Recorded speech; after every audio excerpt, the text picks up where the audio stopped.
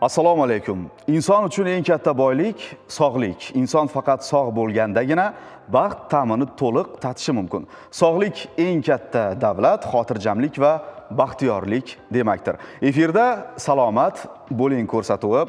Mamlakatimizda aholining ijtimoiy himoyaga muhtoj qatlami davlat tomonidan qo'llab-quvvatlanayotgani, bugun amalga oshirilayotgan ishlar, samarali tashkil etilgan tizim va aynan bu borada amalga oshirilayotgan islohotlarda yaqqol ko'rinyapti. Aynan nogironligi bo'lgan shaxslarni reabilitatsiya qilish va protezlash markazi bugungi kunda O'zbekiston Respublikasi Prezidenti huzuridagi Ijtimoiy himoya milliy agentligi tizimida faoliyat olib borayotgani va aynan bu yo'nalishda qilinayotgan ishlar ko'lami ham so'zimizni tasdiqlaydi. O'z yo'nalishi bo'yicha nogironligi bo'lgan shaxslarga tibbiy, ijtimoiy, kasbiy, jismoniy reabilitatsiya va abilitatsiya xizmatlarini ko'rsatuvchi davlat muassasasi aynan bugungi kunda Xorazm viloyati nogironligi bo'lgan shaxslarni reabilitatsiya qilish va protezlash markazi hisoblanadi. Bugungi tok-showimizda markaz faoliyati haqida so'z yuritmoqchimiz. Aynan shu maqsadda studiyamizga markazning bir guruh mutaxassislarini taklif etganmiz. Keling, dastlab men ular bilan sizlarni tanishtirib o'tsam. Xorazm viloyat nogironligi bo'lgan shaxslarni reabilitatsiya qilish va protezlash markazi direktori Odamov Elyor Farhodovich, xush kelibsiz. Markaz direktor o'rinbosari Abdukarimov Bahrom Haydboyevich, nevrologiya bo'limi mudiri Abdullayev Abdulla Karimboyevich, fizioterapiya bo'limi mudiri Rozmetova Umida Ollaquliyevna, terapevt shifokor Rozmetov Bazirgon Shokirovich, travmatolog shifokor Nurimov G'ayrat Qadamboyevich, nevropatolog shifokor Rozmetova Farida Durdiyevna hamda reabilitolog shifokor tibbiyot fanlari nomzodi Masharipova Yulduzxon Qadamboyevnalar. Xush kelibsiz studiyamizga. Ammo avvalambor yuqorida ta'kidlab o'tganimizdek, har doim biz ko'p bor aytadigan bir jumla bor, bu ham bo'lsa, salomatlik, sog'lik oltindan qimmat hisoblanadi. Aynan bu borada siz faoliyat yuritayotgan yo'nalishda ham juda ko'plab ishlar amalga oshirilyapti. Keling, aynan bugungi efir davomida bevosita jonli efirimizda aynan reabilitatsiya qilish va protezlash markazini faoliyat haqida to'liq ma'lumot bersak yurtdoshlarimizga. Undan tashqari bevosita bizni yurtdoshlarimizni qiziqtirgan savollar bo'ladigan bo'lsa, ularga ham mana shu jonli efir orqali javob berib o'tishni maqsad qilganmiz. Men telefon raqamlarimizni eslatib o'taman. Hurmatli teletomoshabinlar, aynan salomat bo'ling ko'rsatuvi hozir jonli efirda namoyish etilyapti. Siz bevosita o'z savollaringiz bilan bizga, aynan mutaxassislarga murojaat qilishingiz mumkin. Telefon raqamlarimiz ekranlaringizda 62 kodi bilan 223 92 03, 223 92 21 telefon raqamlariga bemalol qo'ng'iroq qilib sizni qiynayotgan masalalar bo'yicha o'z murojaatingizni bildirishingiz mumkin bo'ladi. Demak, bugun shifokorlar studiyada shu mavzuga doir bo'lgan savollarni sizdan kutib qolamiz. Marhamat, endi markaz faoliyati nogironlarni reabilitatsiya qilish va protezlash bo'yicha bevosita fikrlarni boshlaydigan bo'lsak, dastlabki so'z Xorazm viloyat nogironligi bo'lgan shaxslarni reabilitatsiya qilish va protezlash markazi direktori Odamov Elyor Farhodovichga. Marhamat, Elyor Farhodovich, bugungi kunda amalga oshirilayotgan ishlar haqida bir qisqacha bir ma'lumot berib o'tsangiz. Avvalambor assalomu alaykum.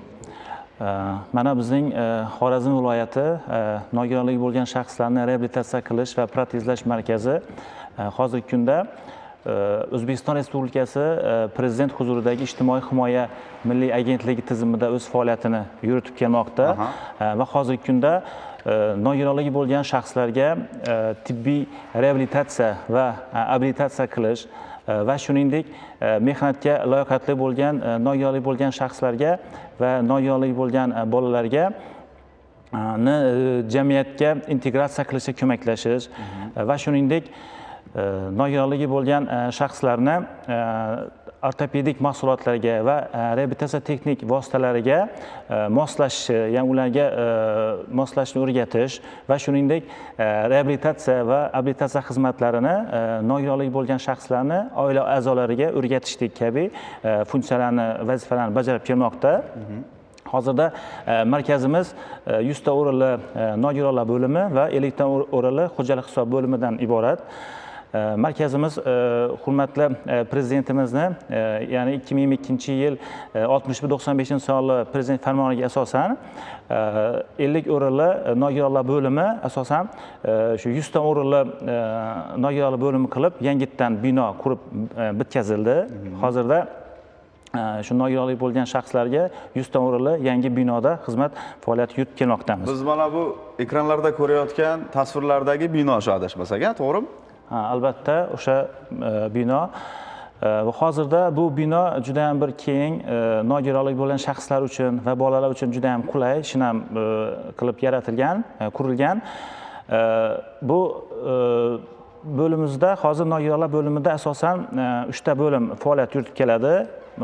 Ya'ni tayanch harakatlanish kasalliklari bilan shug'ullanadigan travmatologiya bo'limi va nevrologiya bo'limi va terapiya bo'limidan iborat. Endi hozir ko'p savol tug'iladi. Endi o'zi bu reabilitatsiya qilish markaziga qanaqa turdagi bemorlar o'zi jalb qilinishi kerak, o'zi kelinishi kerak deb. O'zi asosan shunga ham qisqacha bir ma'lumot berib o'tsam, markazimizga asosan tayanch harakat sistemasi nuqsoni bor bo'lgan bemorlar va nevrologik kasalliklarda bor bemorlar, undan tashqari ichki, ya'ni terapevtik kasalliklar bor bo'lgan, ya'ni reabilitatsiya samaradorligi yuqori bo'lgan, nogironligi bo'lgan bemorlar order asosida, imtiyoz asosida qabul qilinadi. Hozirda mana bizni markazimiz juda ham bir ko'p zamonaviy turdagi fizioterapiya va tibbiy asbob-uskunalar bilan ta'minlangan. Jumladan 2021-yilda Rossiya Respublikasida mana E-Helper degan exoskeleton robot apparat olib kelindi. Mana xalqimiz uchun juda ham yangilik bo'ldi. Hozirda juda ham mamnun. Ya'ni bu apparatga asosan ikkala oyoqida quvvatsizlik bilan kechuvchi bir qator nevrologik kasalliklar shug'ullanishadi bu apparat bilan. Undan tashqari 2023-yilda mana tayanch harakatlanish sistemasida mana nuqsoni bo'lgan, mana kontrakturasi bor bo'lgan kasallar uchun avtomat apparat olib kelindi. Undan tashqari 2024-yilda vertikalizator apparat olib kelindi. Mana hozirda mana markazimizda yangidan nogironlar uchun davolash usullari ishlab chiqilmoqda va qo'llanilmoqda. Jumladan bizda mana markazimizda multidisiplinarniy komanda tashkil qilingan. Bu multidisiplinarniy komanda tarkibida asosan reabilitolog, ergoterapeut, fizioterapevt, oddiy shifokor, elf vrachchi, psixolog kabi bir kompleks tizim tashkil qilingan. Bu nogironlarga hozir sifatli xizmat qilib kelmoqda. Undan tashqari hozirda mana yaqinda mana 1,5 oycha bo'lib qoldi. Hurmatli prezidentimizning topshirig'i bilan ijtimoiy himoya milliy agentligini tashabbusi bilan mana uyda yakka yolg'iz nogironlik bo'lgan shaxslarga borib uyda tibbiy reabilitatsiya xizmatini tashkil qilish yo'lga qo'yildi. Endi hozir yana oldimizda rejalarimiz bor. Mana xudo xolasa aprel may oylariga rejalashtirilgan mana bolalar uchun ambulatoriya reabilitatsiya xizmatini tashkil qilish reja qilib qo'yilgan hozirgi kunda. Xudo xolasa bu ham tez orada amalga oshadi. Qanday tartibda bo'ladi bu uyda ijtimoiy tibbiy reabilitatsiya xizmatini tashkil qilish? Bu to'g'ri savol. Bu bolalar uchun ambulatoriya reabilitatsiya xizmati bu asosan bizning markazimizda alohida bir bo'lim ochiladi. Endi hozir o'zi bizning markazimizda 10 ta o'rinli bolalar uchun statsionar o'rin ham mavjud. Lekin ulardan alohida ravishda hamma viloyatimizda nogironlar bolalar soni ko'p bo'lganligi uchun buni qamrab olish kam. O'shaning uchun ko'proq nogironligi bo'lgan bolalarga xizmat ko'rsatish uchun ko'proq qamrab olish maqsadida markazda mana ambulator xizmat, ya'ni uydan qatnab davolanish uchun bolalarga o'sha xizmat tashkil qilish rejalashtirilgan. Bu menimcha bu xizmat xalqimizga juda ham mamnun bo'ladi, chunki viloyatimizdagi ko'proq bir nogironlik bo'lgan bolalarni bu xizmatdan foydalanish huquqiga ega bo'lishadi. Uyda ko'rsatiladigan xizmatga esa shifokorlar boradi. Uyda ko'rsatiladigan xizmatda endi hozir bu yerda mana biz markazimizda bir guruh o'zlarimizni mana mutaxassislarni jalb qildik. Bu mana uyda reabilitatsiya xizmatini tashkil qilish to'g'risida bir mutaxassislarimiz bor. Bu haqda o'zlari bir batafsil to'liq ma'lumot olinadi. Rahmat. Demak, bir qarashda mana hozir shifokorlarimizni mehnati qaysidir ma'noda birinchi navbatda o'sha bemorlarni sog'ayib ketishiga, ularning to'liq o'zini qaysidir ma'noda mana shu darddan xalos bo'lishi uchun bor e'tiborini qaratgan holda amalga oshirilayotgan islohotlarga kamarbasta bo'lyapti deb e'tirof etishimiz mumkin. Bu borada esa mana yuqorida e'tirof etganingiz kabi ijtimoiy himoya tizimiga o'tganidan keyin bevosita markazdagi faoliyatlar ham rivojlanish, o'sish kuzatilganligi hozir mana keltirilgan raqamlarda va albatta o'sha zamonaviy jihozlarni olib kelinishda ham yaqqol namoyon bo'lyapti. Endi dori-darmonlar masalasi ham bor. Markazda davolanish vaqtida ovqatlanish uchun yaratiladigan sharoitlar bor. Bularga ham bir kengroq to'xtalib o'tsak, marhamat, Bahrom Abdukarimov. Markazimizda asosan biz markazimizni maqsadi reabilitatsiya qilish. Ya'ni dori-darmonsiz, ya'ni dori-darmondan voz kechgan holda reabilitatsiya tadbirlarini o'tkazish ko'zda tutilgan. Endi dori-darmon bilan ta'minlanishi bizda markazimizda davolanayotgan nogironligi bo'lgan shaxslar agar davolanayotgan paytida qon bosimi ko'tarilgan paytda yoki bo'lmasa tana harorati ko'tarilgan paytda yoki allergik reaksiyalar kuzatilgan paytda birinchi, ya'ni shoshilinch yordam ko'rsatuvchi dori-darmon bilan ta'minlangan. Asosan hamma urg'u o'sha yerga berilgan. Bizda asosiy maqsadimiz reabilitatsiya, ya'ni reabilitatsiya, fizioterapiya, lechebniy gimnastika, bundan tashqari ijtimoiy burchagimiz bor. Ijtimoiy burchagimizda ijtimoiy hayotga moslashtirish asbob anjomlari bilan ta'minlangan. Endi ovqatlanishga keladigan bo'lsak, ovqatlanish bizanki markazimizda absorbing tizimi tashkil qilingan.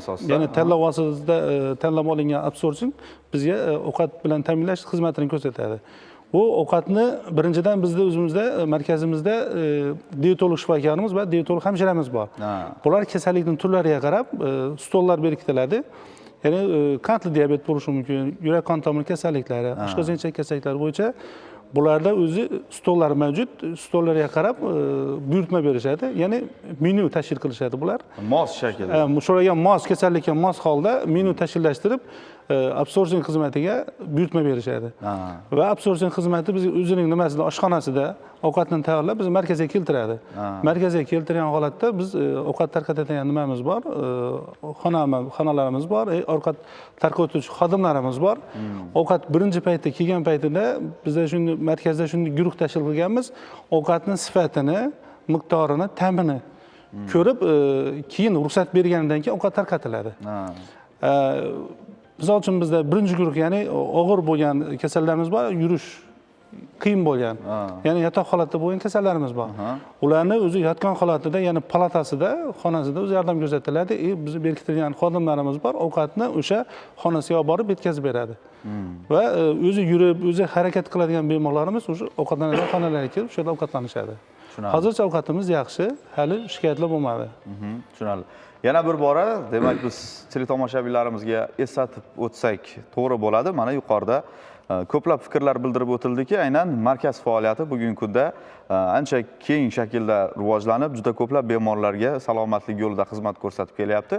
Bu borada sizning savollaringiz bo'ladigan bo'lsa, ekranlardagi ushbu telefon raqamlariga qo'ng'iroq qilishingiz mumkin. Yuqorida aytib o'tildi, nevrologik kasalliklarni ham biz shifosini izlaymiz bevosita mana shu markazda deb, nevrologik kasalliklarni davolash bo'yicha yaratilayotgan sharoitlar haqida ham fikrlar bildirib o'tilsa, nur ustiga nur, marhamat.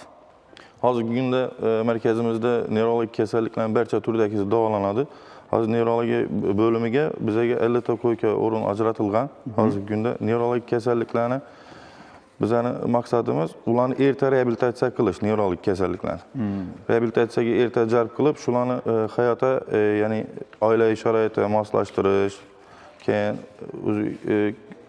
ijtimoiy soha, ijtimoiy nega moslashtirish, shularni reabilitatsiya qilish maqsadida olib boramiz ishlarni. Keyin nevrologik kasalliklarni bizda yotish sharoiti o'zi hammasini xonasini ichida sanuzelli boshqasi tashkillashtirilgan. Keyin asosan fizioterapiya va lechebniy fizkultura, ya'ni jismoniy mashqlar shular berkitilgan.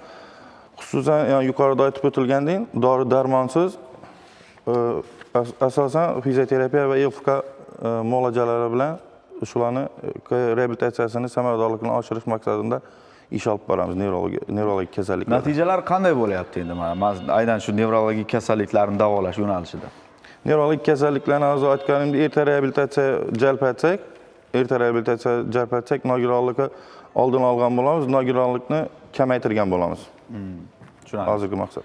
Rahmat. Endi bugungi kunda aynan nevrologik kasalliklarda nogironlikdan tuzalish bo'yicha bevosita yana fikrlar bilan o'rtoqlashsak, mana bu haqda bevosita shifokorimiz Faridaxon Ro'zmetovaning fikrlariga ham quloq tutamiz. Marhamat. Insultdan keyingi bemorlarni erta reabilitatsiya qilishda biz fizioterapiya bo'limida bemorlarimizga imitator apparati, vertikalizator apparati va yuqorida ta'kidlab o'tilgandek egzoskelet moslamalaridan foydalanamiz. Bunda bemorda qarshi ko'rsatmalari yo'qligiga ishonch hosil qilish uchun bemor birinchi navbatda tekshiruvlardan o'tadi, to'liq analizlarini topshiradi, qon bosimi dinamikada kuzatilib turiladi. Ular stabil bo'lgandagina ularga ruxsat beriladi yuqoridagi muolajalardan foydalanishga. Bemorga insultdan keyin tanasining yarmi ishlamay qolgan qismini faoliyatini tiklash maqsadida o'ziga ham tushuntiriladi. Ishonch hosil qilish uchun unga psixologlar bilan birgalikda suhbatlar o'tkaziladi. Qo'rqmasdan ishonch bilan yurishini maqsad qilib qo'ysagina biz natijalarga tezroq erishib bilamiz. Bemor qachonki o'zida ishonchi bo'lsa, biz bergan topshiriqlarni astoydil bajarsa, biz apparatlarni birgalikda qo'llaganda tezroq natijaga erishib bilamiz. Undan tashqari travma olgan bemorlarimizdan agar bosh miya jarohati olgan bo'lsa, bunday holatlardan tananing ma'lum qismlarida, qo'l, oyoqlarda monoparezlar kuzatilishi mumkin. Bularda ham yuqorida aytib o'tgandek, qo'l motorikasi mashqlari, postloq funksiyasini tiklash uchun mayda motorika mashqlarini o'rgatamiz va tushuntiramiz va har kuni bajarilishini talab qilamiz. Bo'limda davolanib chiqib ketgandan keyin ham uni uyda bajarilishini o'zlariga tushuntiramiz. Chunki uyda ham bajarib bo'ladigan mashqlarimiz bor va bularni nazorat qilish uchun ularni Telegram guruhlarimizda kuzatib ham boramiz. Tushunarli. Hozir sizning fikrlaringizdan kelib chiqib aytadigan bo'lsak, bitta Maksim Gorkining bitta fikri esimga tushib ketdi-da, kasallikning eng yaqin hamrohi bu insonning umidsizligi deb aytgan ekan. Bir so'z bilan aytganda, hammasi avvalambor bemorning o'ziga bog'liq, to'g'rimi? Baribir bemor qandaydir ma'noda ishonch bilan birinchi navbatda shifokorga va albatta tuzalib ketishiga ishonadigan bo'lsa, ana keyin muolajalar o'zini ta'sirini ko'rsatadi. Bu borada ham menimcha bemorlar bilan ruhiy tomondan ham ishlashlar bo'ladi, tabiiyki, to'g'rimi? Albatta bizda mana psixolog xizmati ham tashkil qilingan. Endi har bitta avvalambor nogiron kasalni, nogironligi bo'lgan shaxsni uni davolashdan oldin uni birinchi navbatda ruhiyatini davolash kerak. Uni ruhiyatini davolansa, o'z tanadagi kasalliklar o'zi sekin-sekin bartaraf bo'lib ketadi. Misol uchun mana ko'p biz bilamizki, nogiron bemorlar ko'p umidsizlikka tushib qolgan kasallar hisoblanadi. Endi bularni birinchi navbatda kayfiyatini ko'tarish, axir stresslardan chiqarish, o'ziga bo'lgan ishonchni uyg'otish, ertaga kelajakka bo'lgan ishonchni uyg'otish, hali hammasi oldinda ekanligini qilib, shuni psixologik tomonlama yondashib davolasak, bu maqsadga muvofiq bo'ladi. Rahmat katta. Endi yana fikrlarimizni davom ettirar ekanmiz. Shu yerda mana bizga endi bevosita yurtdoshlarimizdan jonli efirimizdan foydalanib savollar yuborishyapti. Albatta, tabiiyki savollarga shifokorlarimiz o'z o'rnida mana shu yerda javob berib o'tishadi. Mana hozirgi kunda koksartroz kasalligining ko'payib ketishi sabablari nimada va buni davolash taktikasi haqida ham ma'lumot bersa bo'ladimi? Shu haqda shifokorlardan fikrlarini bilsak yaxshi bo'lardi deb Qo'shko'pir tumanidan Alisher Yusupov murojaat qilyaptilar. Marhamat. Bu haqda mana markazimiz travmatolog shifokorimiz Nurmiyov G'ayrat akadan bir eshitsak. Koksartroz kasalligi bu chanoqson bo'g'imi degenerativ kasalligi bo'lib, hozirgi ko'payib ketishiga sabab mana bu o'tkazilgan Covidning asorati, zamonaviy apparaturaning rivojlanib ketishi, texnikaning rivojlanishi, qurilishlarning ko'pchilik bo'lishi, bundan tashqari avtomobillarning ko'payib ketishi natijasida turli xil avariyalardan keyin, chanoqson bo'g'imidagi jarohatlardan keyin koksartrozlar ko'payib ketmoqda. Buni davolash bosqichlari qanday bo'lyapti? Davolash bosqichlari endi hozir tibbiyotda va reabilitatsiyada eng rivojlangan usullardan biri bu oldin konservativ davo. Agar konservativ davo yordam bermaydigan bo'lsa, nogironni ertaroq reabilitatsiya qilib, ijtimoiy hayotga moslashtirish kerak. Bunda bu zamonaviy usullardan biri bu endoprotezlash amaliyoti. Shu tariqa buni shu tariqa shu nogironni hayotga qaytarib, yana shu ijtimoiy hayotga moslashtirishdan iborat. Rahmat. Zarifboy aka, Oripov shunday savol bilan murojaat qilganlar. Urganch shahrida istiqomat qiladilar. Hozirgi kunda markazga bevosita davolanish uchun yotish tartibi qanday? Qaysi hujjatlar talab etiladi? Qayerga murojaat qilsam bo'ladi deganlar. Marhamat. Bu savolga o'zim javob beraman. Avvalambor savol uchun katta rahmat. Bu markazimizga yozish uchun avvalambor imtiyoz asosida order olish kerak bo'ladi. Orderni yashash joy, tuman timeklar, ya'ni tiyeklardan olish kerak bo'ladi. Shu yerga masalan tumanda bo'lsa, o'zining tumanida tiyekka murojaat qiladi. Bu yerga borgandan keyin asosan order berishadi. Orderda imtiyoz asosida davolanish huquqiga ega bo'ladi. Bu yerda birinchi navbatda order va ikkinchi navbatda bu yerda qon analizlari bo'lishi kerak yashash joyini, ya'ni gepatit B, C, spid analizi bo'lishi kerak, EKG bo'lishi kerak. Keyin yakka tartibdagi reabilitatsiya dasturi bo'ladi, kichkina kitobchasi bo'ladi, uni ham tiyekdan berishadi. O'sha hujjatlarni olib biz markazimizga murojaat qilsa, biz ularni bo'sh o'ringa qarab turib, bo'limga asosan qaysi bo'limga yotirish kerak bo'lsa, xohlasa nevrologiya, travmatologiya yotqizib davolatamiz. Keyin hozirda bu orderlarni mana qog'oz variantda bo'lib turibdi. Keyinchalik biz mana rejalashtirib turibdi. Bu elektron tarzda orderlarni kiritish masalasi. Xudo xolasa bu ham tez amalga oshadi. Tizim avtomatlashyapti. Tizim avtomatlashadi. Bu ya'ni bu elektron tizimga o'tgandan keyin orderlar mana shaffoflik ham ta'minlanadi. O'sha uchun mana o'zi navbat kelgan paytda borib tiyekka chaqiriladi. Tiyekdan keyin rasmiylashtirib hujjatlar asosida kerakli hujjatni olib markazga yo'naltiriladi. Asosiy shu. Tushunarli, rahmat. Endi keling bevosita Umidaxon Ollaquliyevna, sizning fikrlaringizga quloq tutamiz. Fizioterapiyaning nogironlikni reabilitatsiya qilishdagi o'rni haqida bir to'xtalib o'tsak, marhamat. Assalomu alaykum. Bugungi kunda fizioterapiya muolajalari aholi orasida keng tarqalgan eng perspektiv sohalardan biriga kirib kelmoqda. Bemorlarni reabilitatsiya qilishda har bir bemor bilan differensial tarzda muolajalar olib boriladi va ularga davo muolajalar taklif qilinadi.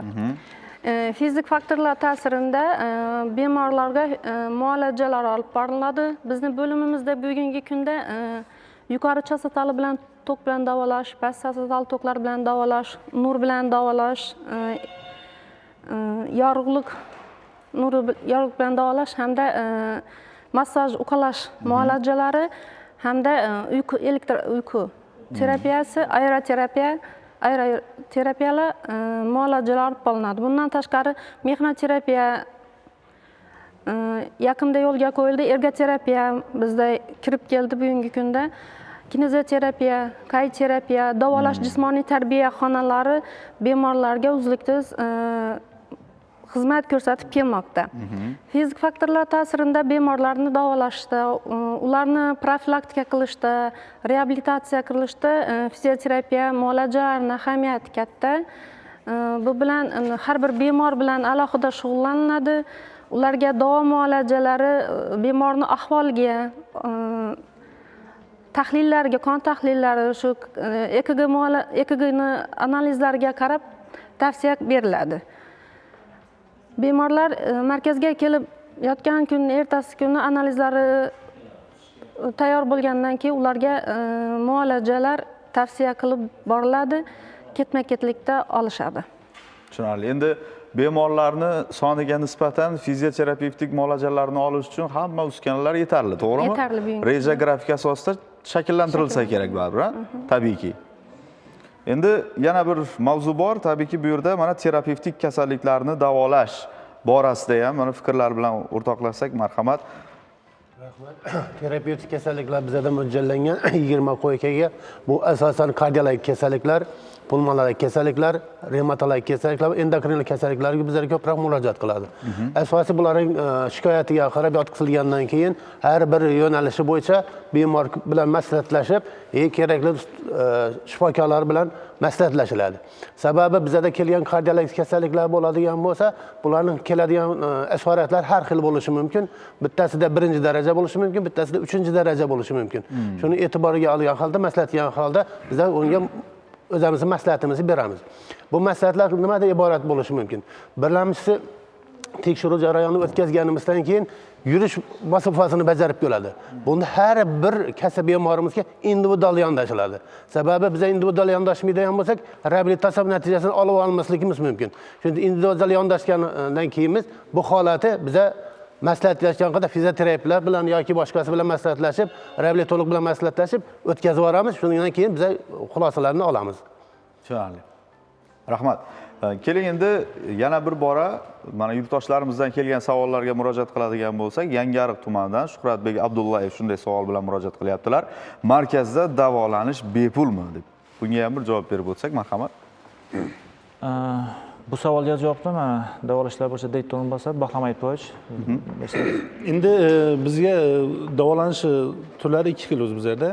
Ya'ni nogironligi bo'lgan shaxslar agar ma'lum bizda davolanish uchun ma'qul topilgan, ya'ni temiklar tomonidan ma'qul topilgan bo'lsa, ya'ni ularning ko'rikdan o'tiriladi.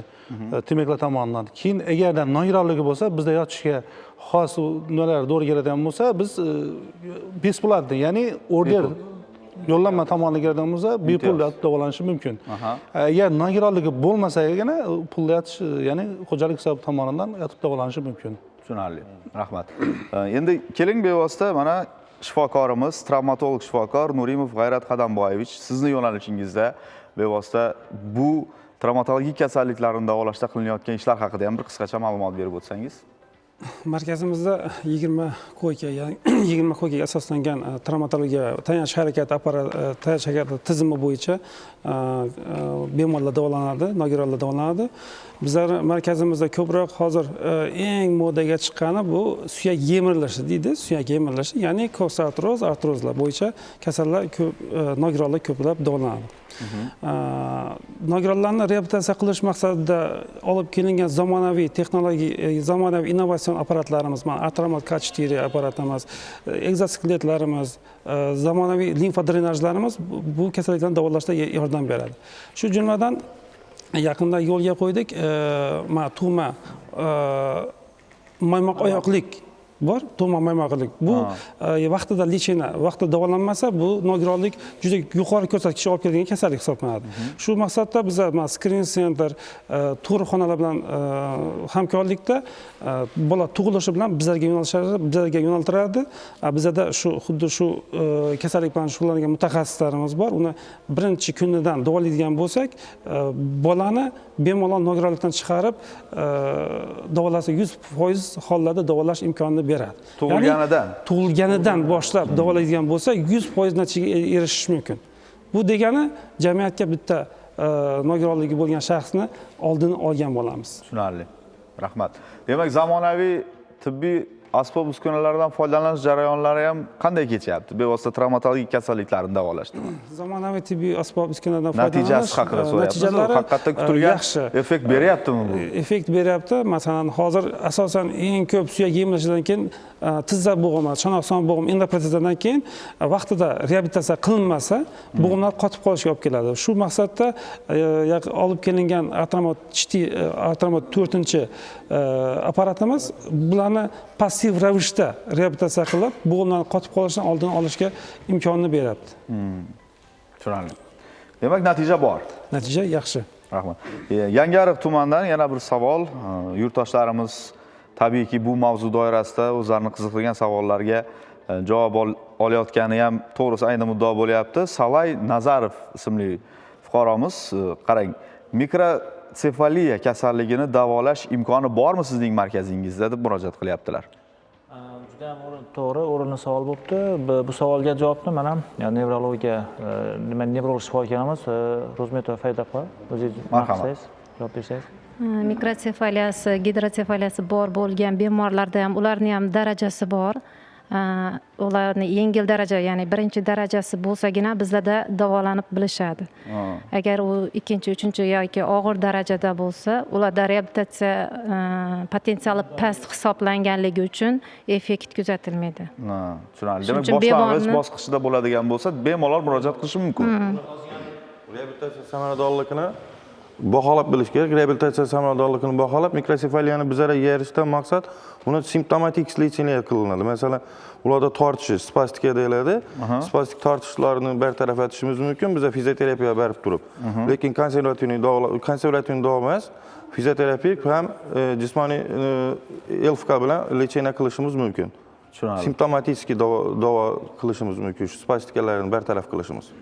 Mikrosefaliya qo'shimcha qilmoqchi, mikrosefaliya kasallik o'zi ruhiy kasalliklar sirasiga kiradi. Endi buni mana hozir aytib o'tgandan buni yengil darajasida biz reabilitatsiya markazida davolash imkoniyati bor. Agarda og'ir darajada bo'ladigan bo'lsa, markaz buni qabul qilmaydi. Buni davolash qarshi ko'rsatma hisoblanadi. Buni bevosita ruhiy kasallik dispanserida davolash maqsadga muvofiq bo'ladi.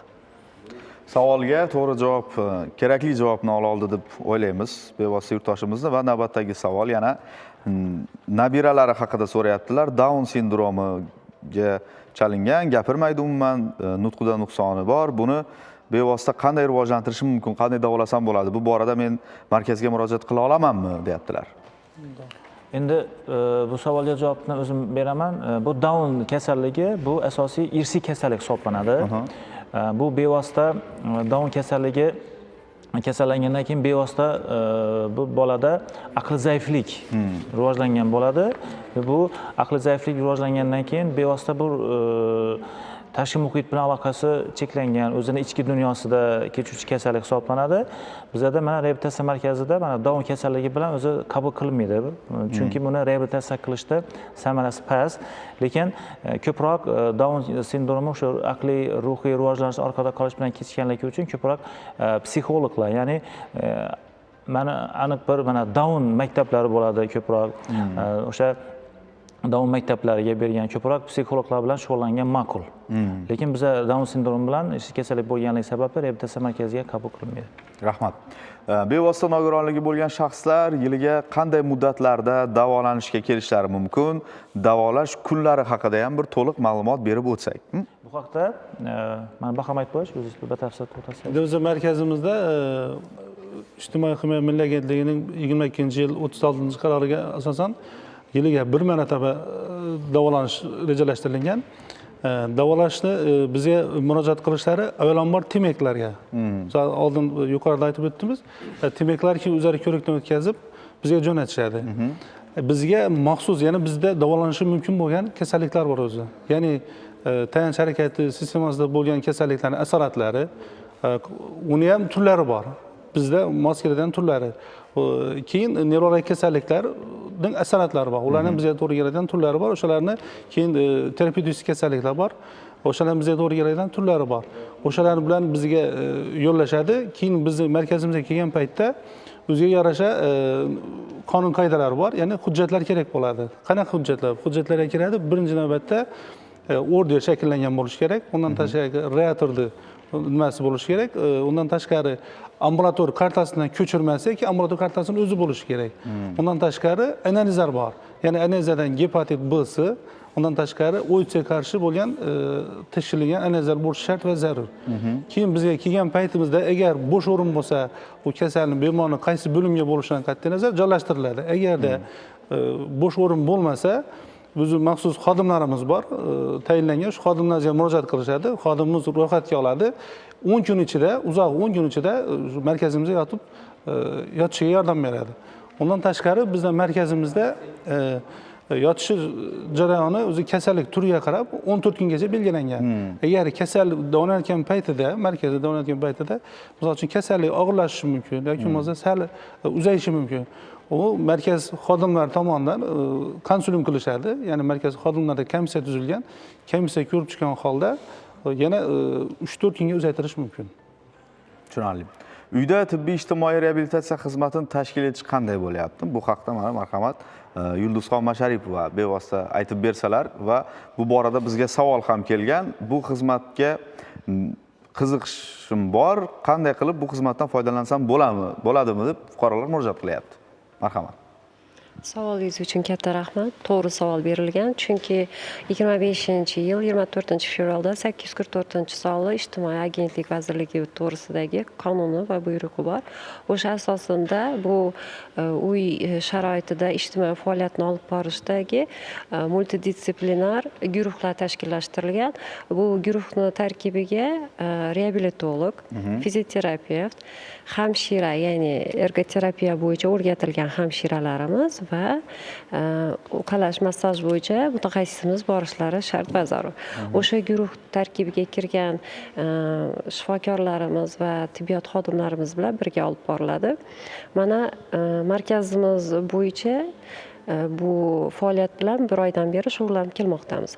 Hozir Urganch shahar bo'yicha 5 nafar kasalimiz bilan bu faoliyat olib borilmoqda.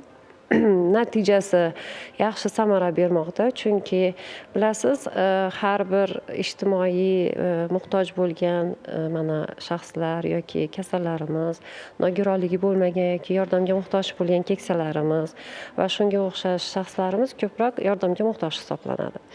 Va shu ro'yxat asosida reja bo'yicha bu muolajalar o'z vaqtida olib borilmoqda.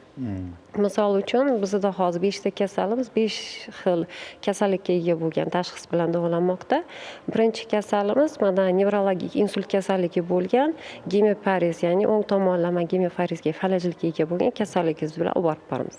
Ikkinchi kasalimiz bu mana avtohalokatidan keyingi bo'yin umurtqasi sinishidan keyingi bo'lgan asoratlar. Uchinchi bemorimiz mana mushaklarda bo'ladigan distrofik holatlar.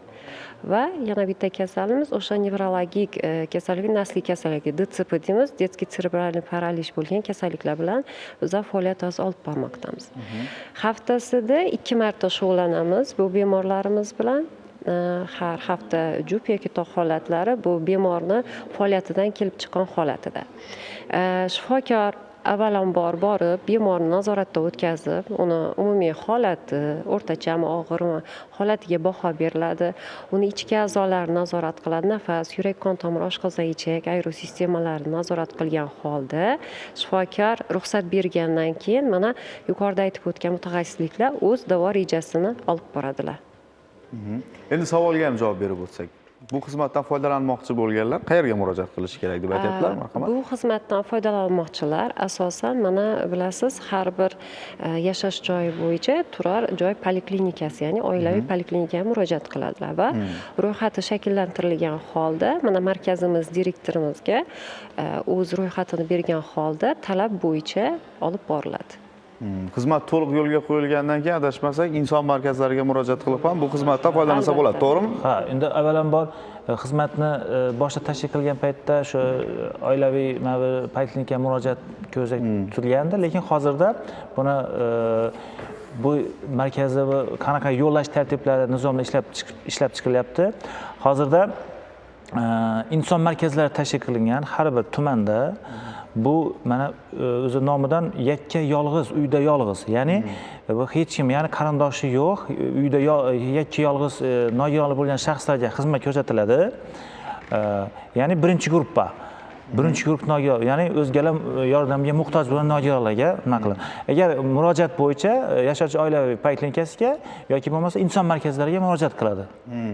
Bu yerda inson markazlarida keyin bu ro'yxatni shakllantirib, reyestrga kirgan bo'lsa, o'sha reyestrga nimaga to'g'ri tushadigan bo'lsa, kategoriyaga ularga xizmat ko'rsatishimiz mumkin keyinchalik. Rahmat.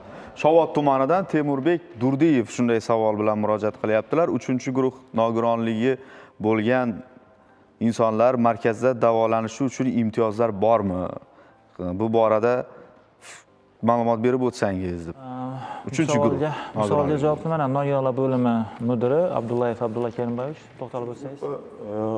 3-guruppasi bo'lgan nogironligi bo'lgan shaxslarga hozirgi kunda buning 2 xil turi bor. Bolalikdan va keyin ortilgan kasallikdan chiqqan 3-guruhlar bor. Bolalikdan bo'lganlar shuni orderi bilan keladi. Orderi bilan kelgan vaqtda bunga fizioterapik hamma narsa bepul beriladi. Hamma narsa bepul beriladi. Ortilgan kasalliklar natijasida 3-guruh bo'lgan nogironlarimizga ular faqat ovqati uchun yarim pulini to'latiladi. Yarim puli to'latiladi. Shunday sharoitlar yaratib beriladi. Keyin boshqa fizioterapevtik muolajalar, boshqa hammasi ular uchun bepul bo'ladi. Tushunarli. Markazda biz bilamiz, mana bemorlarning yonida qarovchilari bo'lishi mumkin. Chunki qarovchiga ehtiyoji bor bo'lgan bemorlar. Xo'sh, bu borada bu masala qanday yechiladi? Qarovchilarga ham alohida sharoit bo'ladimi? Shu haqda ham ma'lumot berib o'tsangiz. Bu savolga o'zim javob beraman. Bu asosan ya'ni nogironligi bo'lgan bolalar uchun asosiy imtiyozlarimiz juda ham keng. Ya'ni nogironligi bo'lgan bola bu yerda bevosita uni qaramog'ida, ya'ni qarindoshi yoki otasi yoki onasi yoki uni bir qarindoshlari bo'ladigan bo'lsa, ularga alohida markazga tashrif buyurgandan keyin alohida karavot beriladi yotish uchun va 3 mal ovqat beriladi. Faqat ulardan bitta narsa talab qilinadi. O'sha yonidagi qarovchisi pasport bilan taqdim qilib, pasporti kerak bo'ladi. O'sha pasportdan nusxa olib, kasallik tarixiga nima qilib qo'yiladi-da. Tushunarli. Tushunarli. Rahmat. Endi bevosita mana shu qarovchilar bilan ham borib davolanib, qaysidir ma'noda salomatligini tiklayotgan va bu markazni faoliyatidan mamnun bo'lgan yurtdoshlarimizdan juda ko'p minnatdorlik fikrlari ham kelyapti. Bularni ham albatta tomoshabinlarimizga bildirib, sizga yetkazib qo'yishimiz kerak. Juda ko'p yurtdoshlarimiz mana shaxsan o'zlari markazda davolanganligi va bemorlar ularning dardiga shifo bo'lganligidan mamnunligini mana o'zlarining fikrlarida aytishgan. Ularga ham alohida rahmat, sizga ham alohida rahmat aytib o'tishmoqda. Rahmat. Endi biz bilamiz, tibbiyot bir nuqtada to'xtab qolmasligi kerak. Tibbiyot rivojlanyapti, o'syapti. Biz bugungi kunda butun dunyo miqyosida bevosita ijtimoiy tarmoqlar orqali, mana televideniya, radio orqali muntazam ravishda eshitayotganimiz, ko'rayotganimiz ham shu davolashni har bir kasallikning turiga qarab har xil yo'llari va zamonaviy usullari paydo bo'lyapti. Demak, bu bir narsani anglatadi. Albatta shifokorlar ham albatta bilim olishdan, izlanishdan to'xtab qolmasligini, zarurligini anglatadi. Keling, bu borada qanday bo'lyapti ishlar? Shifokorlarni malakasini oshirish masalasi, masalan, rivojlangan mamlakatlarni tadqiqotlari, ularda qilinayotgan ishlarni tajribasi bilan o'rtoqlashish masalasi qanday bo'lyapti? Bu haqda ham bir ma'lumot berib o'tsangiz. Rahmat savol uchun. Avvalambor markazimizni, har bitta markazni salohiyati, kelajagi, unda ishlab turgan mutaxassislarni malaka toifasi bilan bevosita bog'liq hisoblanadi. Mana hozirda bizning markazimizda oliy toifali vrachlarimiz va shuningdek o'rindoshlik asosida mana ilmiy darajaga ega bo'lgan vrachlarimiz o'z faoliyatini olib kelyapti. Hozirda markazda mutaxassislarimizni malakasini oshirish bo'yicha bir qator ishlar amalga oshirildi. Mana bizani hozir nimamizda, viloyatimizda mana Toshkent tibbiyot akademiyasi, masalan, Urganch filiali bor. U yerda ham vrachlarimiz bevosita bizani klinikamizda ishlashadi. Bu yerda hozir bizning markazimizda vrachlarni o'sha Toshkent tibbiyot akademiyasi Urganch filialida malakasini oshirish ko'zda tutilgan. Mana hamshiralarimizni, ular ham juda ham katta yordam qilishyapti. Qolaversa, mana yaqinda travmatolog vrachlarimiz, mana Bahrom Aytboyevich o'zlari, mana So'piyev Elmurod Artikovich bular travmatolog ortopediya bo'yicha mana Rossiya Respublikasida borib endoprotez bo'yicha, protezlash amaliyotlari bo'yicha o'zining malakasini oshirib qaytishdi va o'sha olib kelgan bilimlarni mana markazimizda hozirda bevosita qo'llab kelishmoqda. Yaqinda hurmatli prezidentimiz tomonidan mana reabilitologlar tayyorlash kafedrasini tashkil qilish nazarda tutildi. Bu bo'yicha mana Toshkent tibbiyot akademiyasi Urganch filialida o'sha kafedrani tashkil qilish va bevosita reabilitologlarni, mutaxassislarni tayyorlash bo'yicha hozir ishlar amalga oshyapti. Bu ham hali to'liq ishga tushgani yo'q. O'sha kafedra tashkil qilib, bevosita reabilitologlarni tayyorlash nazarda tutilgan va qolaversa mana ijtimoiy himoya milliy agentligi o'sha chet el bilan, ya'ni Koreya yoki Yaponiya bilan mana memorandum imzolash, u yerda reabilitatsiya markazlari va hududiy reabilitatsiya markazlaridagi vrachlarni, reabilitologlarni malakasini oshirish ko'zda tutildi. Xudo xolasa bu ham hamma hudud reabilitatsiya markazlaridan reabilitolog vrachlar bilan birga bir komanda bo'lib borib malakasini oshirish nazarda tutilgan. Xudo xolasa bu ham amalga oshadi. Tushunarli. Bugungi kunda bemorlarni kayfiyatini ko'rib, siz ham o'zingizning kasbingizni qaysidir ma'noda yaxshi ko'rib, sevib ketsangiz kerak. Dardidan shifo topib, rahmatini bildirib, o'zini mana shu markaz haqiqiy unga yordamchi bo'lganligini eshitganingizda, shifokorlik kasbini tanlaganingizdan chindan ham mamnun bo'lasiz, to'g'rimi? Bugun ustoz shogird an'anasi asosida ishlar tashkil qilinganligiga biz ko'p bora o'zimiz borganda ham mana guvoh bo'lganmiz. Albatta bemorlar bilan birinchi navbatda samimiy suhbatda bo'ladigan shifokorlar har doim ularning ko'nglini, qalbini qozonadi deb eshitamiz-da. Bu borada ham menimcha hamkorlik, bu borada ham tushuntirish ishlari, to'g'rimi? Muntazam ravishda tashkil etiladi. To'ppa-to'g'ri. Chunki bemor bilan eng birinchi navbatda uni dardiga muolajani boshlashdan avval suhbatni to'g'ri tashkil etish, shirin so'z va yaxshi muomala bilan uni qabul qilish asosiy o'rinda tursa kerak. To'ppa-to'g'ri aytasiz. Avvalambor shu markazda yuqorida aytib ham o'tildi. Masalan, shu nogiron bemorlarni birinchi ular уже nogiron bo'lgandan keyin tushkun kayfiyatda bo'ladi. Hamisha umidsizlik bo'ladi. Avvalambor ularni davolashda birinchi navbatda ularning ruhiyatiga yo'l topib, ruhiyati orqali davolab, ya'ni har bitta bir shirin so'zi ular uchun bir boshqacha his-tuyg'u shakllantiradi va tezroq oyoqqa turishga imkon yaratadi. Albatta bu markazimizda bu to'g'rida mana psixolog vrachlarimiz bor. Mana ular psixologlar shu bemorlar, nogironligi bo'lgan shaxslar va bolalar bilan individual shug'ullanib, ular bilan psixokorreksiya, psixoterapiya shu muolajalarni qilib davolashadi. Bu albatta bu muolajalardan bemorlar juda ham xursand yana bo'lishadi. Bular albatta yana nazarda tutilibdiki, xudo xolasa yana psixologlar bu markazimizda ko'paytirish nazarda tutilgan. Hozir aytib o'tdingiz, mana markazda ustoz shogird an'analari ham davom qilmoqda. Mana markazimizda ustoz shifokorlar ham juda ham ko'p xizmat qiladi. Xususan mana Bazirjon Shakiyevich, mana hozir aytib o'tadigan bo'lsak, ustozimiz, yana hammamiz ustozimiz ko'pdan bir markaz mana ochilgandan beri faoliyat yuritib keladilar. Hozir o'zlari mana ustozimizga bir so'z bersak, markazning faoliyati haqida, ustoz shogird an'anasi to'g'risida qanaqa bir Shogirdlardan ko'ngillar to'lyaptimi deb ham so'raymiz-da, ba'zan, to'g'rimi? Rahmat. O'zi reabilitatsiya markazining ochilishi bir tarix bo'lgan. Tarix bo'ldi deganimiz hamma davlatda bo'lib, keyinchalik bizga yetib kelgan. Endi bir oldin paytlar Toshkentda bo'lardi, reabilitatsiya nimaligini hech kim bilmasdi. Hozir reabilitatsiya nima deb o'yladigan bo'lsak, bu davolash praktikasi, ya'ni kasallik bo'lgandan keyin inson o'zi sog'ligiga qaytish metodi bajariladi. Endi ustoz shogird inglasa, bu shogirdlarim xudo xolasa institutda ishlagan paytimizdan, bu yerda ishlagan paytimizdan mana hammasi atrofimizda o'tiribdi. Bitta shogirdimiz yo'qki, hammasi bilimli bo'lib, shu markazda xizmat ko'rsatishni yaxshi yo'lga qo'yib olganlar. Asosan mana markazda yo'lga qo'yilishi maqsadini shu muhitning o'zi, ya'ni shu kollektivning o'zi asos bo'la oladi. Tushunarli. Demak, bu yo'nalishda ham ishlar ko'lamancha keng va faoliyatni tabiiyki sevib, o'sha bemorlarga sidqi dildan o'zini bor bilimi bilan, tajribasi bilan ularning dardiga davo bo'layotgan shifokorlarni har qancha ardoqlasak shuncha kam. O'zi bu kasb egalarini hayotimizda o'rni alohida. Bu borada sizga yana bir bor rahmat aytib o'tamiz va mana yurtdoshlarimizdan kelayotgan savollarga to'xtalsak, odatda yurak qon tomir kasalliklariga tashxis qo'yishda nimalarga e'tibor qaratiladi? Reabilitatsiya markazida bu borada qanday tekshirish usullari bor? Shu haqda ma'lumot berilsa deb Hazorasp tumanidan yurtdoshimiz savol beryaptilar. Bu savolga mana ustozimiz Bazirjon Shakiyevich javob beradilar. Marhamat. Rahmat savol uchun. Asosiy tekshirish usullari bizda kelgandan keyin nogironlar o'zi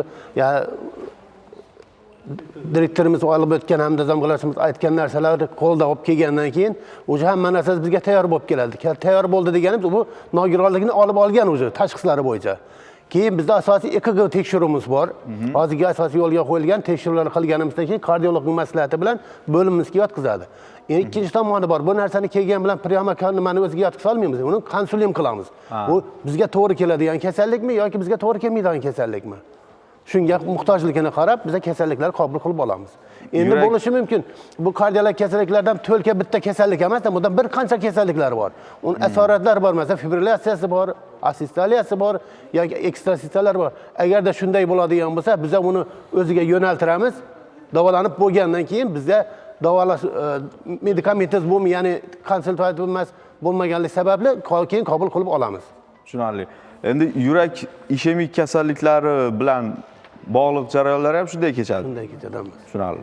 Bu borada mana Yangi bozor tumanidan Sug'diyona Quronboyeva xuddi shunday savol yo'llaganlarda, bu qanday usulda davolanadi deb, o'sha yurak ishemik kasallikli bilan bog'liq jarayonlar. Rahmat savol uchun. Endi yurak kasalliklarining 1-chi, 2-chi, 3-chi, 4-chi funksional sinflarga ajratamiz. Agarda funksional sinfi 3-chi, 4-chi bo'ladigan bo'lsa, bizlar kelganimizdan keyin asosiy tekshiruv, ya'ni sinamalarni o'tkazamiz. Bu sinamalar treadmill sinemasi bo'lishi mumkin yoki zinapoya sinemasi bo'lishi mumkin. Agar shu holatlar tekshirib o'tkazganimizdan keyin 100 metrga yurganida ko'krak qafasida og'riqlar kuchayadigan bo'lsa, bunday kasalliklar alohida yoki uchastkasiga yuborgan holda qilishimiz mumkin bo'ladi.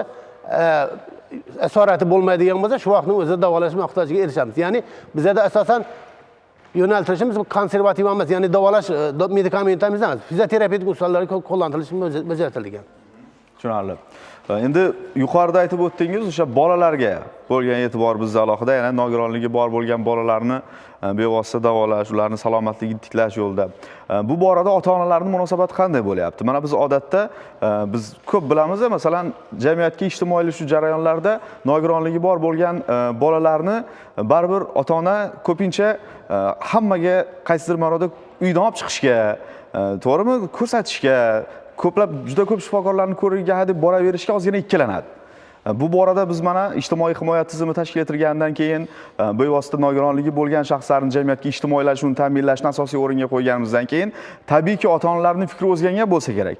Bu borada mana kelib tushayotgan murojaatlardan, davolanishga kelgan bemorlardan, ota-onalarning fikrlaridan ham sezyapmiz, menimcha, to'g'rimi? Ota-onalar bugungi kunda o'sha salomatligini tiklashga ishonib, bugun markazga kelyapti. To'g'ri aytasiz. Bu savolga O'zmedov Farid aka o'zingiz bir batafsil nima qilsangiz? Asosiy nogiron bo'lgan bolalar ota-onasi bilan markazga kelib, qanaqa bir davo olishadi, ota-onalarning fikrlari bo'yicha bir maslahatni. Albatta, markazimizga tashrif buyurgan bolalar ota-onasi, ya'ni hamrohi bilan keladi. Ular birinchi marta kelganda olgan reabilitatsiya natijalarini o'zlari ko'zlari bilan ko'rgani uchun ikkinchi marta tezroq kelib yotishga shoshilishadi. Yana davolanishni o'zlari so'rab ko'rishadi. Shu yerda 2 oydan 3 oydan davolanishga imkoniyatimiz bormi deb. Lekin nizomimizga ko'ra 1 yilda bir marta davolanish imkoniyatiga ega har bir nogironligi bor bo'lgan fuqaro bularga tushuntiramiz. Uyda shug'ullanishi mumkin bo'lgan mashqlarini topshiramiz va ular 6 oydan keyin o'zini yashash joyidagi tuman kasalxonasida reabilitatsiya bo'limlari bor. Shu yerga murojaat qilishlarini, qisqa qilib aytganda bepul davolanishga imkoniyati bor bo'lgan maskanlarni tushuntiramiz. Bundan ota-onalar aytganingizdek minnatdor. Ular biz bilan telefon orqali ham bog'lanib turishadi. Shu bolalarini nazoratdan chetda qoldirishmaydi. Ulardagi o'zgarishni kerak bo'lsa har oyda ham olib kelib ko'rikka ko'rsatib ketish holatlari ham bor.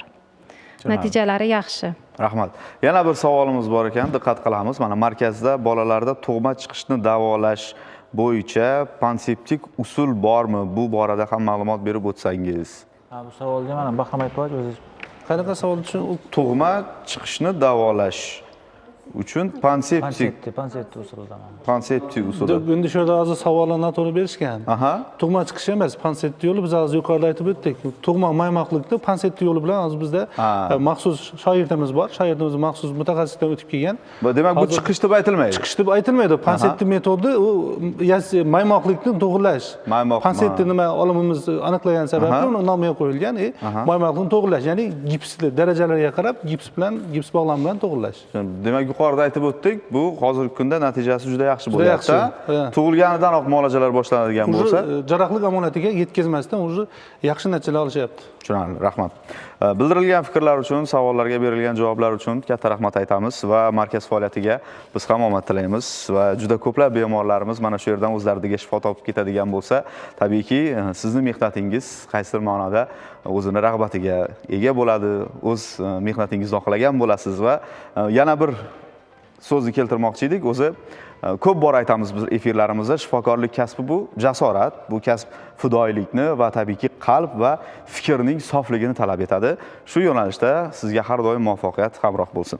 Hurmatli teletomoshabinlar, jonli efirda Salomat bo'ling ko'rsatuvini tomosha qildingiz. Ko'rsatuvimizni bugun bevosita O'zbekiston Respublikasi Prezident huzuridagi Ijtimoiy himoya milliy agentligi tizimida faoliyat yuritayotgan Xorazm viloyati nogironligi bo'lgan shaxslarni reabilitatsiya qilish va protezlash markazi faoliyatiga bag'ishladik va bugungi kunda mana shu markazda qilinayotgan ishlar haqida sizga atroflicha ma'lumot berishga harakat qildik.